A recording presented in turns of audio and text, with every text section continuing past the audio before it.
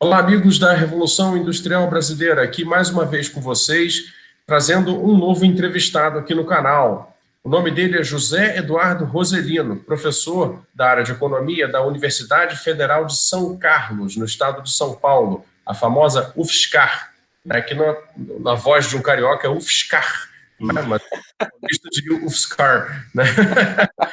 Todos os alunos e professores da UFSCar que me perdoem aí por eu falar UFSCar, para descontrair aqui o início da nossa entrevista. Eduardo Roselino, muito obrigado pela disponibilidade do seu tempo. Eu queria começar a entrevista trazendo um pouco a referência de uma outra entrevista que nós fizemos, que foi com o Antônio Carlos Diegues, que é um grande companheiro seu de pesquisa nesses assuntos das novas metamorfoses, né, do setor produtivo e industrial do mundo. E deixar, então, a primeira pergunta, que é o seguinte: nós vivemos aí nos últimos 40 anos uma grande metamorfose no sistema produtivo mundial. Alguns mencionam isso e relacionam, talvez exageradamente, até com a digitalização, né? Chamam de indústria 4.0. Né? A pergunta que eu lhe faço é: essa classificação ela é precisa? Ela é suficiente? Ela dá conta do retrato da transformação? E segundo, como fica o Brasil dentro desse período de intensa transformação? José Eduardo Roselino, a palavra é sua. Muito obrigado.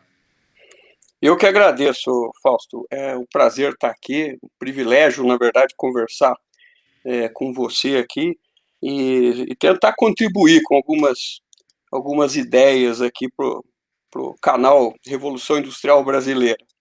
Né? Você já mencionou aí, né? Então eu vou apresentar algumas coisas aqui que são ideias, são minhas e também do meu colega de pesquisa, meu amigo, né, o Antônio Diegues. A gente vem trabalhando junto há acho que quase 20 anos aí, e desenvolvemos muitas coisas juntas. Então, às vezes eu tenho até dificuldade de separar o que é ideia minha, o que é ideia dele, o que a gente fez a quatro mãos e tal, né? Você começa perguntando aí a respeito da indústria 4.0, né? E esse é um tema emergente, né? Um tema importante, é um tema novo, né? O próprio conceito tem menos de 10 anos, né? A primeira vez, acho que se menciona esse termo, indústria 4.0, foi na Alemanha em 1911, né? Então é um tema bastante recente e também é um tema que virou moda, né? Virou até modismo. E como tudo que vira modismo, eu acho que a gente tem que tratar com mais cuidado, né? Então, acho que é legal a gente pensar no que é a indústria 4.0 e o que ela não é. Né? Acho que é uma boa abordagem essa. Né? Então, o fenômeno da indústria 4.0, que, como eu mencionei aqui, é um fenômeno que tem início lá na Alemanha, né? O próprio termo indústria 4.0, nos Estados Unidos, por exemplo, é referido normalmente como manufatura avançada, né? Mas a ideia é mais ou menos a mesma. A primeira coisa que eu acho importante mencionar é que nós estamos falando de alguma coisa importante, né? Ou seja, eu acho que há aqui um fenômeno que traz profundas transformações, né, que devem determinar os rumos da produção industrial nos próximos anos. Né? Do que a gente está falando? Estamos falando de uma conjunção de diversas tecnologias aplicadas à produção. Né? Em geral, se refere à indústria 4.0 aquilo que está relacionado a tecnologias de machine learning, né? A chamada internet das coisas, manufatura aditiva, big data, cloud computing, né, computação em nuvem, inteligência artificial, aquilo que, em geral, se associa ou se denomina aí a criação de sistemas cyberfísicos, né? Ou seja, uma ausência de delimitação clara entre o que seria o mundo cibernético e o mundo físico da produção, né? E esse fenômeno é importante, existe, é um fenômeno que está em curso, né? Ele está acontecendo e que promete ter importantes desdobramentos sobre a dinâmica dos investimentos, né? Inclusive da dinâmica do investimento internacional, do investimento estrangeiro, consequências para o mundo do trabalho, né? Consequências para a dinâmica da concorrência, né? Para os determinantes da competitividade e tal.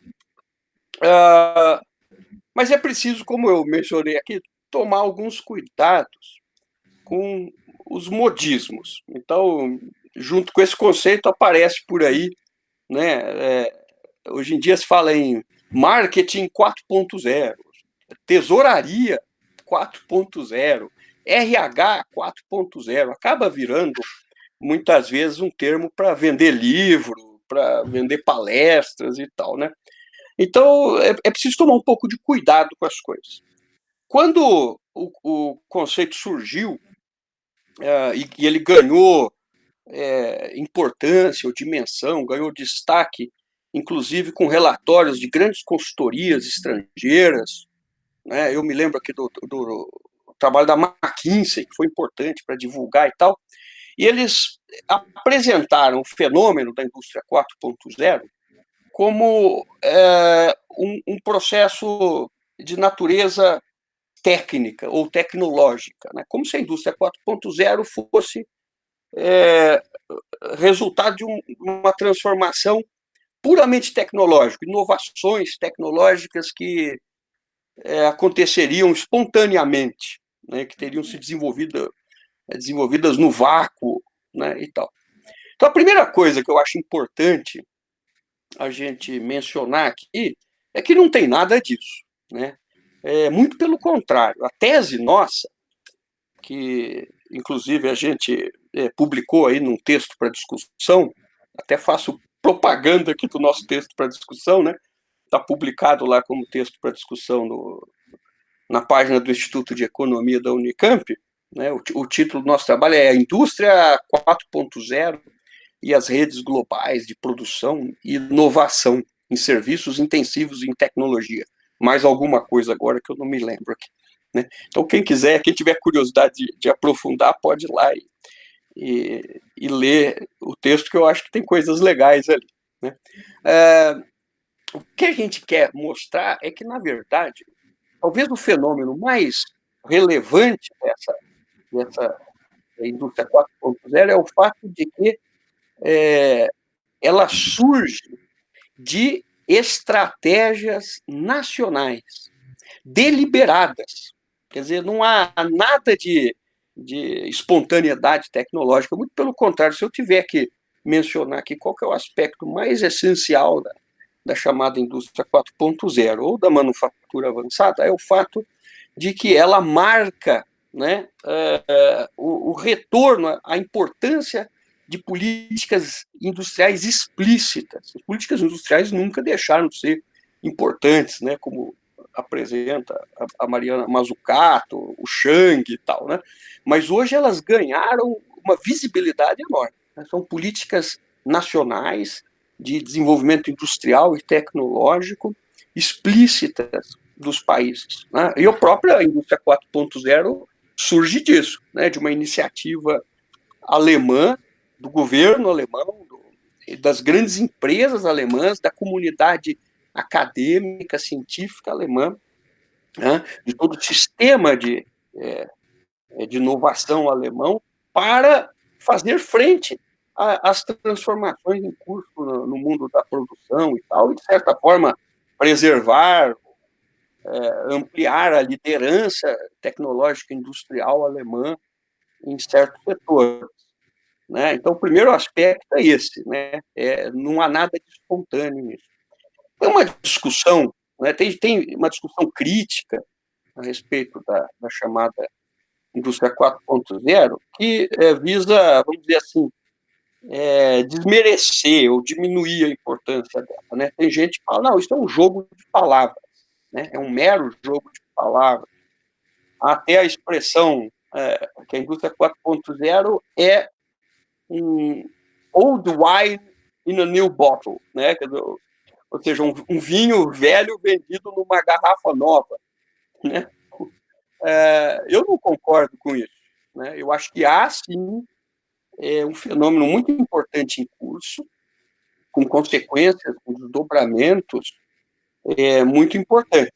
Mas eu não gosto da ideia de que é uma quarta revolução industrial, né? No nosso texto, inclusive, a gente argumenta um pouco isso, né, nessa direção, que, na verdade, a indústria 4.0, né, apesar desse rótulo, ela representaria um aprofundamento da terceira revolução industrial, né? Quer dizer, se a gente pegar um texto clássico do Luciano Coutinho, já virou clássico, né? Que, aliás, foi um texto que saiu no lançamento da revista lá da Economia da Unicamp, Economia e Sociedade, acho que em 1992, né? A terceira revolução industrial e tecnológica, né? E o Luciano Coutinho usa o termo quarta revolução industrial, né? Eu, eu vou usá-lo para defender uma ideia de que não é, na verdade, né? Que é aquilo que ele denomina lá, terceira revolução industrial, num estágio mais avançado. Porque qual que é o vetor da transformação desse novo paradigma? São exatamente as tecnologias da terceira revolução industrial. Nós estamos falando aqui da aproximação entre a informática, né, e a mecânica, novas formas de robótica. Aí está lá já no texto de 92, né, que se chamava, na época, se utilizava outros termos até, né, para falar de internet, se falava em telemática, né, que é a associação de telecomunicações e informática, mecatrônica, né, mas o fenômeno é o mesmo, ou seja, são as tecnologias de informação e comunicação revolucionando a base técnica da produção industrial, industrial num sentido abrangente, né, o que inclui, claro, também os serviços. Então, eu só não gosto da ideia de quarta revolução industrial, né? Eu gosto de pensar, e a gente defende essa ideia lá no nosso artigo, né, que se trata de um aprofundamento da terceira. Revoluções industriais não acontecem a cada 30 anos. Né? Se a gente for pensar em termos históricos, né, quando Adam Smith escreveu lá A Riqueza das Nações e descreveu a fábrica de alfinete, em 1776, ele estava, na verdade, observando as transformações que estavam na antessala da primeira Revolução Industrial. Então, você tem aí um século de primeira Revolução Industrial. Né? Primeira Revolução Industrial é aquela que tem a base técnica na mecanização, com base na força motriz do vapor e tal. Então, a indústria têxtil. Depois, quando a gente olha para a segunda metade do século XIX, a gente tem um ciclo ferroviário. Aquele ciclo ferroviário é um estágio avançado ainda da primeira Revolução Industrial. A gente só vai ter a segunda na virada do século XIX para o século XX. Então, eu acho um pouco uma coisa meio apressada, né, chamar de quarta revolução industrial. Tem referências boas que estão na quinta ou na sexta. Carlota Pérez, por exemplo, ela enxerga revoluções industriais com maior frequência. Eu não tenho problema com isso, né? Mas conceitualmente eu não gosto da ideia. A gente defende, na verdade, que nós estamos diante de um aprofundamento da terceira, exatamente porque o vetor, a base tecnológica é a da terceira revolução industrial. Nós estamos falando da incorporação, né, da informática, das tecnologias de informação e comunicação à produção industrial. E isso já estava identificado lá na terceira revolução industrial, no conceito de terceira revolução industrial. Mas vamos para o que ela é de verdade, né? Tentei apresentar o que a gente acha que ela não é, mas vamos falar do que ela é, né? Primeiro, ela representa um retorno à ideia de que estrutura produtiva importa, que é uma ideia, acho que cara ao canal aqui, né, Revolução Industrial Brasileira, né? Quer dizer, na verdade, nós estamos vendo aqui, né, um retorno da importância de políticas industriais no mundo, né? Sobretudo no mundo avançado, né? E uma parte da tragédia brasileira é que a gente está na contramão, né? Enquanto eles lá estão reforçando os instrumentos de política industrial e tecnológica, retomando as políticas que visam priorizar as empresas, inclusive controle nacional de empresas em setores estratégicos, a gente aqui está na contramão, né? Está abandonando, mas isso a gente pode, é uma ideia que a gente pode desenvolver depois. Então a gente assiste a um movimento de revitalização da política industrial, né? Ela nasce assim na Alemanha, né? Nos Estados Unidos, né? Em outros países, no Japão, na Coreia, na Inglaterra, quer dizer, a gente vai identificar estratégias voltadas à chamada indústria 4.0 em todas as economias industrializadas importantes e, claro, evidentemente, na China, que depois a gente pode mencionar mais um pouco.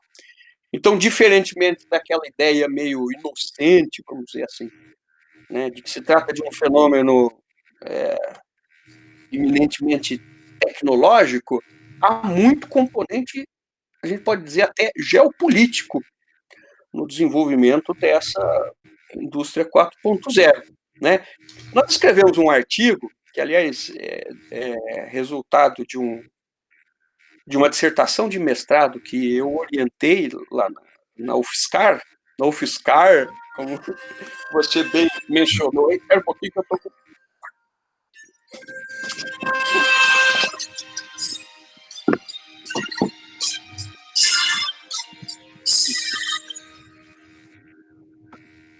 Ô, Fausto, desculpa aí, viu? Ah, não tem problema. Tocou meu Você celular, sabe que coisa chata. Desculpa. o meu homônimo na televisão comercial tem um bordão que diz que quem sabe faz ao vivo, né? É. E aí dá certo, né? Aí, na prática, quem tem meios tão amadores e tão modestos como nós não faz ao vivo e dá errado. Esse tipo Desculpa aí, de coisa tocou meu... acontece. esqueci Não de tem nenhum desligar o problema. celular. Não tem Bom, mas problema. vamos lá. Pode continuar isso. Sim. Tá bom. Então, o que eu estava dizendo aqui é o seguinte, né? Quer dizer, a gente escreveu um artigo que resulta de uma orientação de mestrado, né? Que eu desenvolvi lá de um aluno chamado Felipe Lucena, e ele estudou indústria 4.0 com foco principalmente na experiência chinesa, né? E ali, dali a gente extraiu um artigo, o Diegues também é coautor, a Ariana Costa, que é uma moça que é bolsista lá de pós-doc, que ajudou também na elaboração da dissertação desse artigo, também é coautora, e lá a gente identifica que, na verdade, a gente defende a ideia, né, de que, na verdade, a indústria 4.0 é também, né, uma estratégia, ou o decorrente de estratégia para se fazer frente ao papel da China, né, como essa nova oficina mecânica do mundo, né, como a emergência da China e tal. Então, ali a gente tentou mapear, esse artigo deve sair para publicar, acho que em breve, né? Então, estratégias que visam recuperar a liderança, às vezes regional ou global, né, em setores industriais, e reverter processos de desindustrialização, né? Quando a gente olha para o caso dos Estados Unidos, tem muito isso, né? O próprio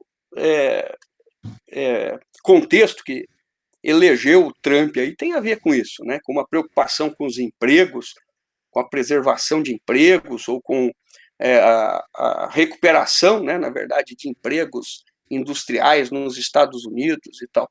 Então, enfim, a gente entende esse fenômeno da indústria 4.0 como uma reação àquilo que a gente chama, né, de paradigma produtivo das estruturas fluidas e a ampliação do papel que a China assume nesse novo mundo, que a gente chama aí de estruturas fluidas.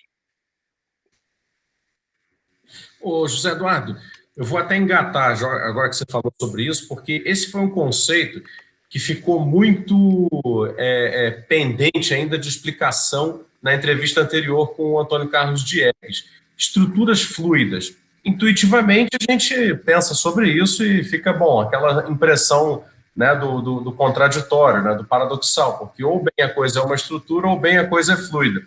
Mas isso em tese, porque o mundo também deu muitas voltas e metamorfoseou muitas compreensões. E eu acho interessante que vocês trazem essa noção aplicado a algo que realmente, hoje, apesar de se assentar sobre uma estrutura, que é o sistema produtivo e comercial industrial mundial, né, ele também guarda uma certa fluidez, né, com a questão das cadeias móveis, com a questão da a própria mudança do conceito de empresa produtiva e vários outros elementos aí. Então, eu queria pedir para você explorar melhor o que são essas estruturas fluidas, qual é essa compreensão, como vocês desenvolvem esse conceito de maneira a fazer o público compreender um pouco melhor esse cenário mundial aí do retorno do produtivismo, né, da política industrial, já nessa outra realidade, nesse paradigma novo. Por favor. Muito bom, legal, obrigado pela oportunidade de apresentar o nosso conceito aqui, né?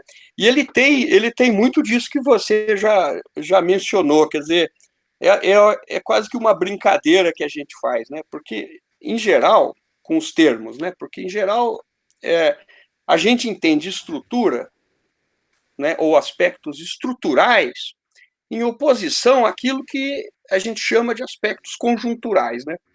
Então, a ideia, em geral, é de que aquilo que é conjuntural é algo que não é fixo, algo que pode ser alterado, né, que se transforma, e aquilo que é estrutural não, aquilo que é estrutural é rígido, né?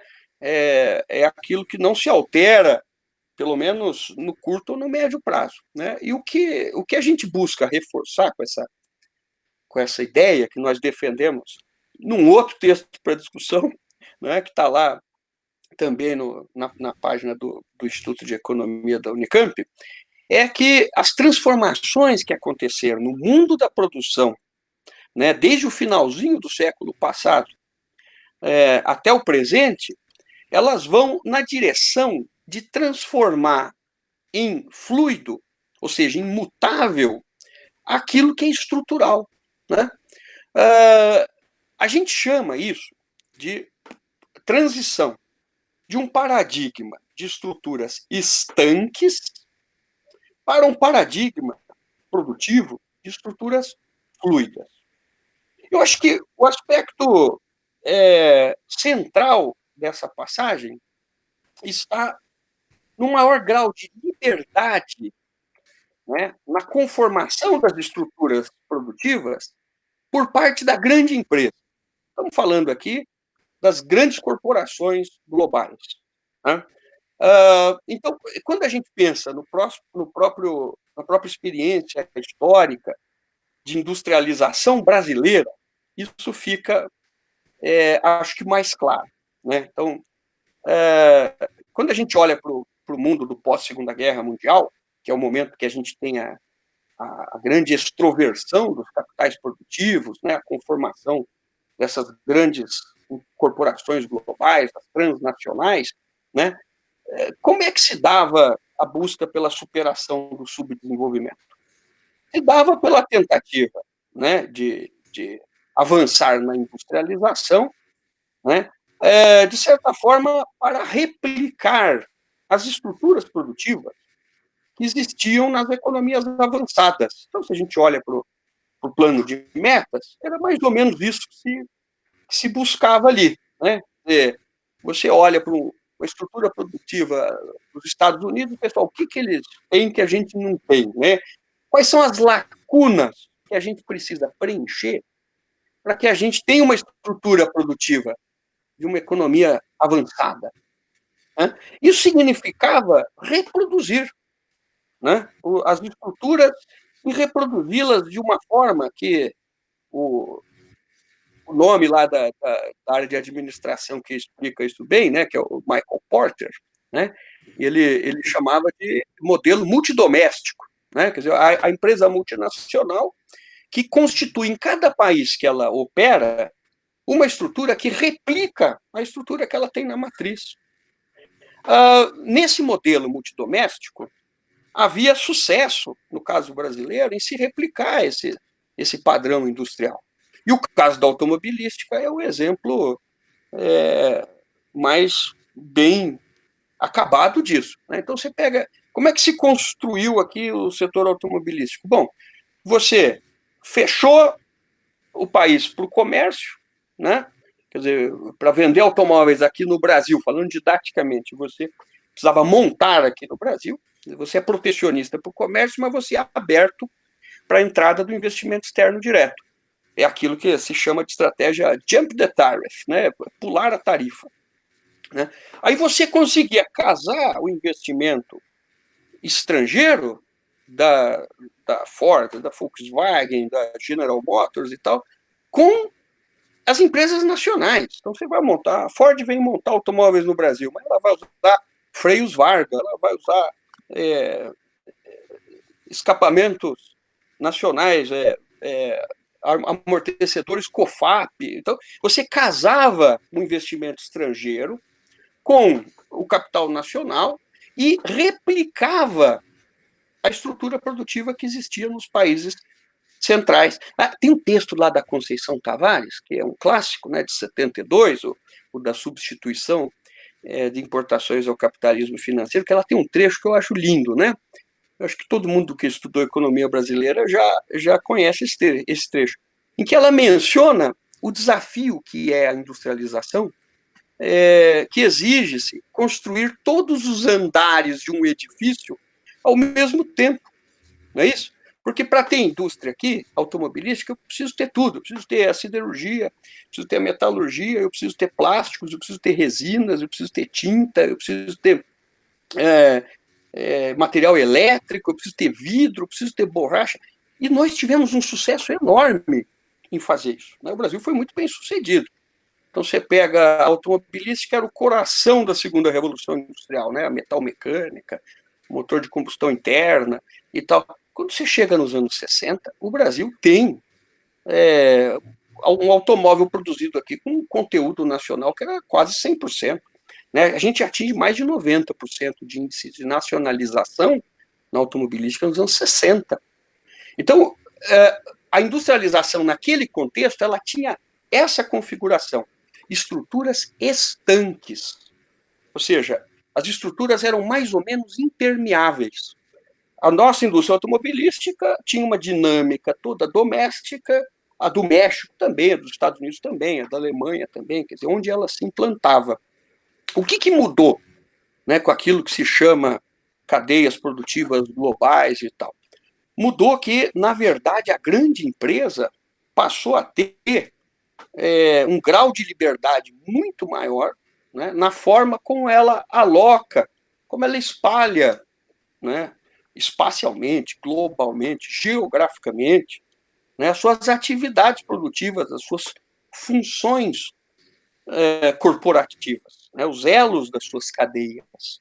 Né? Então, o que a gente busca ao construir esse conceito não é reinventar o termo globalização, não é promover uma inovação semântica, não. A gente busca, na verdade, chamar a atenção para esse elemento que a gente considera que é muito importante das transformações que estão em curso. Né? Então, isso traz, né, uma percepção de que existe um grau de enraizamento muito menor das estruturas produtivas do que existia antes. Né? Então, a reversibilidade nas decisões das grandes empresas em localizar ou deslocalizar elos das suas cadeias de valor, das suas cadeias produtivas, é um aspecto essencial do mundo em que a gente vive. Isso ajuda, no nosso entendimento, né, a explicar muito do que acontece no Brasil, do fenômeno da desindustrialização, da regressão, né, estrutural pelo qual a gente passa no Brasil, e também o caso de sucesso da China. Mas então isso passa por perceber que as estruturas nacionais são hoje conformadas em grande medida pelas decisões das grandes corporações, né, em resposta aos fatores de atratividade, aos fatores locacionais. Isso também está relacionado, portanto, a um descolamento cada vez maior entre aquilo que a gente chama de economia empresarial, né, e a economia espacial nacional. O que quer dizer isso, né? Quer dizer que, por exemplo, se você olha para a economia de um país, a economia dos Estados Unidos, por exemplo, você pode ter a economia empresarial indo bem, as empresas americanas vão bem, mas a economia americana não vai bem, em termos da geração de emprego, de ampliação do poder de compra das famílias, de massa salarial e tal, né? Então, uma das características desse mundo de estruturas fluidas é isso, é um certo descolamento da economia empresarial e da economia nacional, né? Outro aspecto que a gente chama a atenção desse mundo de estruturas fluidas é a importância crescente, né, de ativos intangíveis no processo de produção e de criação de riqueza, de criação de valor, né?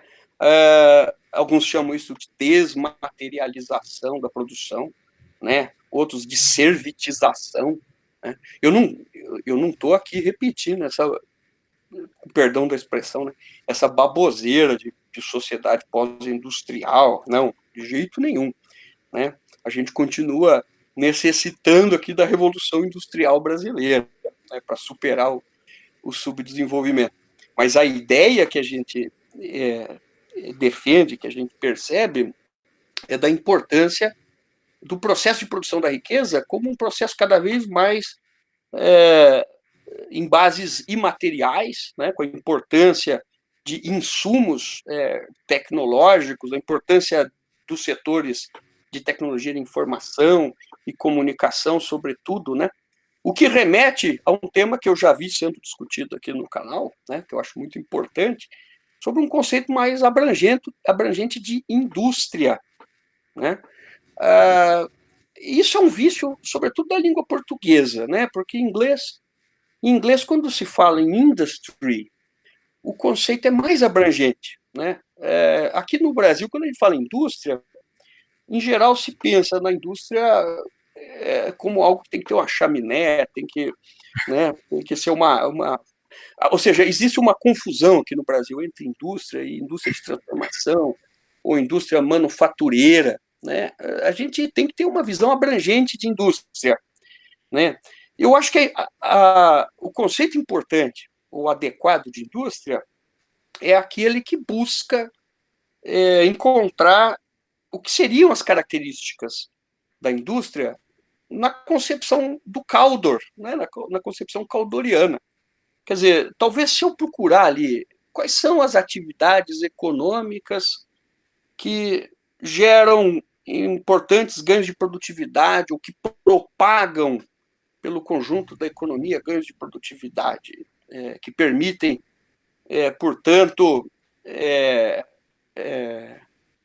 avançar em termos de desenvolvimento econômico e tal. Talvez eu chegue à conclusão, por exemplo, que atividades que, lá na classificação nacional de atividades econômicas do IBGE, que estão classificadas como serviços, por exemplo, consultoria e informática, né? Talvez tenha uma importância industrial bastante relevante. Talvez não, certamente tem. Talvez seja mais importante do ponto de vista do desenvolvimento econômico do que produzir alguns eletrodomésticos, como liquidificadores, torradeiras e tal, né? Quer dizer, não é porque o setor está ali classificado pelo IBGE como indústria que ele é mais importante do que setores que estão classificados como serviços, né? Então, eu acho que a fluidez tem a ver com isso também, tem a ver com o fato de que o processo de produção e de valorização, né, de produção da riqueza se dá com uma importância crescente de ativos e de atividades do mundo imaterial, né, do intangível. Então, esse é um outro aspecto que a gente gosta de mencionar, né? voltando então a essa passagem, né, do, do paradigma de estruturas estanques para o paradigma de estruturas fluidas, o que a gente, na verdade, quer desenvolver a partir dessa ideia é a percepção de que o desafio do desenvolvimento ou de superação do subdesenvolvimento mudou, né? E isso ajuda a gente a pensar o Brasil, a pensar a encrenca em que nós nos metemos aqui, né? A tragédia atual brasileira, pelo menos uma das dimensões, essa tragédia tem várias dimensões, né? Mas pelo menos uma das dimensões que tem a ver com a regressão da nossa estrutura produtiva, com essa participação minguante da indústria no PIB e com vários aspectos desse processo, né? Aliás, agora, ontem mesmo, né, saíram dados de inovação da Pintec de 2017, né? E só de olhar ali a gente vê que, de fato, há uma regressão, né, do nosso padrão tecnológico industrial. A gente acredita que esse conceito de estruturas fluidas ajuda a interpretar, é um dos elementos dentro de um arcabouço maior, né, de conceitos para se pensar os problemas do Brasil e as soluções, eventualmente, para o Brasil, e também de entender as transformações que estão acontecendo no mundo, né? Fenômenos que são quase diametralmente opostos, né? As transformações estruturais do Brasil versus as transformações estruturais da China, que é o grande fenômeno do capitalismo das últimas décadas. Aí. Isso, José Eduardo, isso me dá um gancho muito bom para tentar abordar justo esse problema que nós aqui no Brasil, inclusive vou me permitir uma leve digressão aqui, se você pega o planisfério e muda o eixo e coloca o Oceano Pacífico no centro, o Brasil repentinamente vira uma espécie de fim de mundo, né? E aí ganha materialidade aquela expressão chamada extremo ocidente, né? Você tem um ocidente em relação a um oriente que vira o centro do mundo, né? Mas enfim, isso é só uma digressão, que é uma ideia que me interessa um pouco, mas a China virou para nós um paradigma daquilo que funcionou em termos de superação de subdesenvolvimento, em termos de crescimento de longo prazo, mas com resultados até bastante rápidos. Enquanto o mesmo período histórico apresenta no Brasil um decrescimento da qualidade da estrutura produtiva inegável, muito agudo, e, ao mesmo tempo, uma série de tropeços e indefinições políticas que agravam, né, o problema que a gente poderia batizar aí de regressão, né, produtiva ou de especialização regressiva, né, da nossa estrutura produtiva. De certa maneira, como você mencionou agora no final da sua resposta, Brasil e China vivem uma situação meio espelhada, né, uma situação de opostos. E como é que vocês interpretam aí com esse arcabouço que vocês montaram essa bipolaridade Brasil-China e essa nossa colocação no extremo ocidente, que é um canto bastante inconveniente, né, para existir nesse novo mundo? Muito bom. Gostei dessa ideia de extremo ocidente. Acho que ela faz muito sentido, né? Então, eu acho que esses conceitos que a gente vem desenvolvendo ajudam a gente a entender um pouco dessa tragédia brasileira que, claro, é multifacetada, né? Mas, de certa forma, ela ajuda a gente a entender, inclusive, né, um pouco do fracasso, que a gente tem que admitir que as coisas deram errado, né? Quer dizer, quando a gente tem o início aqui dos anos 2000, e aí eu me refiro, né, ao período dos governos petistas aqui, a gente, eu digo nós, economistas, vamos dizer, desenvolvimentistas, né, num termo mais amplo, a gente se animou aí com perspectiva de retorno da política industrial no Brasil, né, nós tivemos a PITSE, a PDP, depois o Brasil Maior e tal, e a verdade é que não deu certo, né? E a gente tem que ter coragem de assumir que não deu certo E o momento dramático que a gente vive exige uma reflexão, não meia-culpa, né, que agora está sendo cobrado aí, mas exige que a gente repense alguns conceitos e tal. E a ideia nossa de entender esse fenômeno como passagem para um mundo de estruturas fluidas talvez contribua de alguma forma para isso, né? E você mencionou bem, quer dizer, quando a gente olha para o Brasil, a gente compara o Brasil com a China, são imagens no espelho, né? Quer dizer, se eu pego as transformações estruturais do Brasil e da China, se eu classifico isso por intensidade tecnológica, ou se eu classifico isso pela taxonomia do Pavet, e eu comparo o que aconteceu no Brasil e na China, eu vou ver imagens invertidas. Né? Quer dizer, o que desapareceu, o que apareceu lá desapareceu aqui. Né? Quer dizer, a gente tem um fenômeno quase que a gente pretende escrever um artigo, aliás, que menciona isso como o anverso e o reverso, ou seja, frente e verso, né? Imagens, duas faces da moeda, né? Que tem como pano de fundo a ideia da fluidez. Então, a gente acha que a ideia da fluidez das estruturas auxilia nesse diagnóstico, né?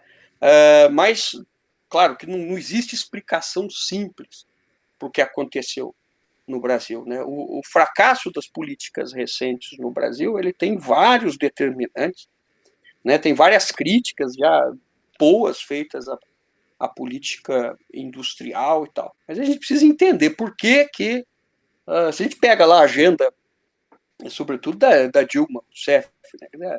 Alguns autores falaram a Dilma encampou lá a chamada proposta Fiesp, deu o que os empresários estavam pedindo. Né, eles estavam pedindo câmbio, ela deu câmbio, estavam pedindo barateamento da energia, ela deu, ela estava pedindo juros baixos, ela deu juros baixos, desoneração, ou seja, redução do custo do trabalho. Quer dizer, você atendeu uma série de demandas da agenda da Fiesp lá, e o resultado foi catastrófico, terminou lá com o pato amarelo na Avenida Paulista. Né? Eu acho que tem vários elementos para a gente pensar a respeito disso. Né? Não dá para a gente desenvolver todos aqui, né? Mas eu acho que uma lição a gente precisa ter, antes de mais nada, que é o seguinte: eu gosto de fazer uma brincadeira, que é uma brincadeira com uma citação famosa de um filósofo brasileiro, já falecido, né?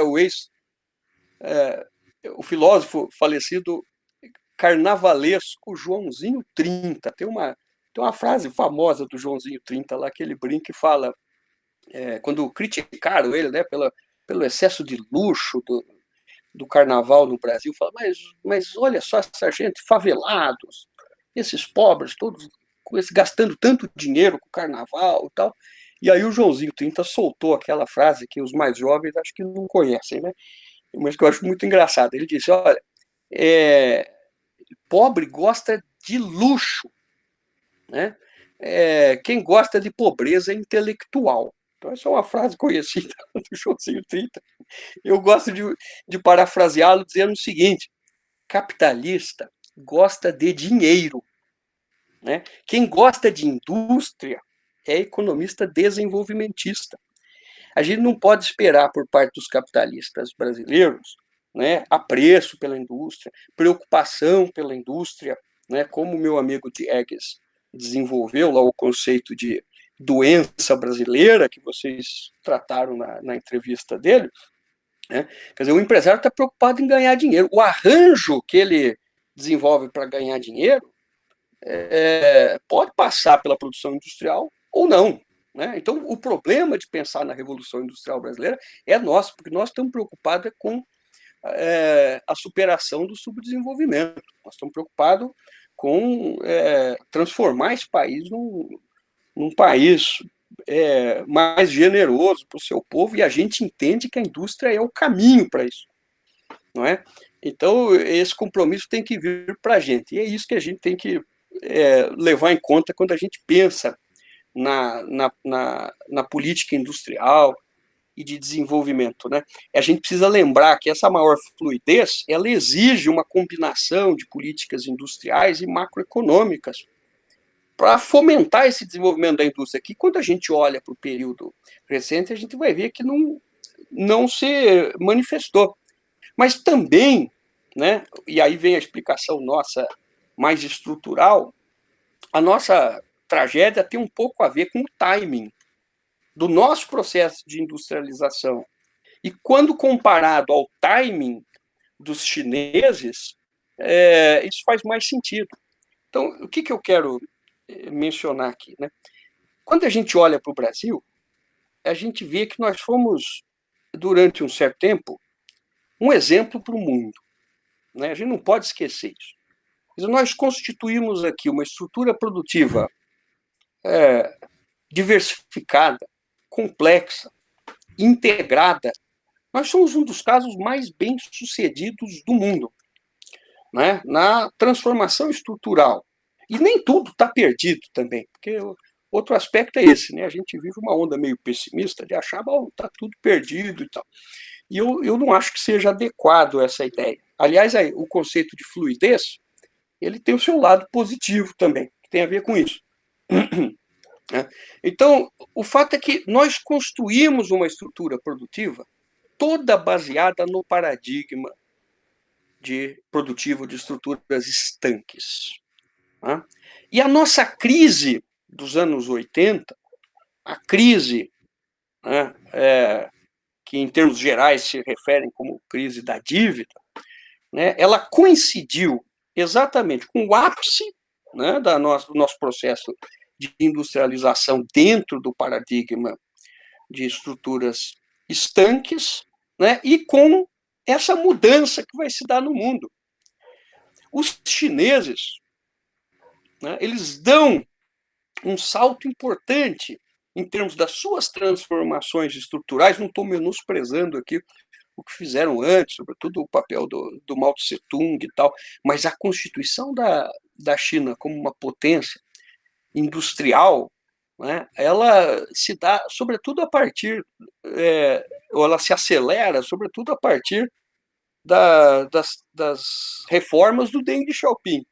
E perceba que nós estamos falando do mesmo momento, quer dizer, o mesmo momento que a gente se enrosca aqui com a nossa crise econômica, que tem aspectos, sobretudo, macroeconômicos, de balanço de pagamentos e tal, restrições, hiperinflação e tudo, os chineses dão início a um movimento que acertam perfeitamente no timing. Quer dizer, as reformas chinesas, que tem a ver com aquilo que o Xi Jinping adora repetir aí, que foi um termo criado pelo Deng Xiaoping, né, que é a adesão ao pragmatismo deles, né, o socialismo com características chinesas. Eles exatamente moldam uma política industrial que engloba uma política macroeconômica, com câmbio, sobretudo, mas muito mais do que isso, exatamente no timing da transição do sistema de estruturas estanques para o mundo das estruturas fluidas. Quer dizer, os chineses, eles constituem lá condições as mais adequadas para capturar elos das cadeias produtivas que estavam se espalhando pelo mundo naquele momento. De certa forma, eles são um motor desse fenômeno, mas o timing aqui é decisivo. Então, não haveria como o Brasil não passar por algum tipo de desindustrialização. Por quê? Porque o mundo sobre o qual nós construímos a nossa estrutura industrial, ele não existe mais. Quer dizer, o automóvel com 100% de índice de nacionalização, hoje em dia não existe mais. Essa automobilística estanque não existe mais. Ela está inserida dentro de cadeias globais. Então, a nossa tragédia foi essa. Nós montamos uma estrutura produtiva baseada num paradigma que é ultrapassado. Nós entramos numa crise gravíssima, da qual a gente, de certa forma, não saiu. A gente não reencontrou o nosso caminho desde então. né? Exatamente no momento da transição.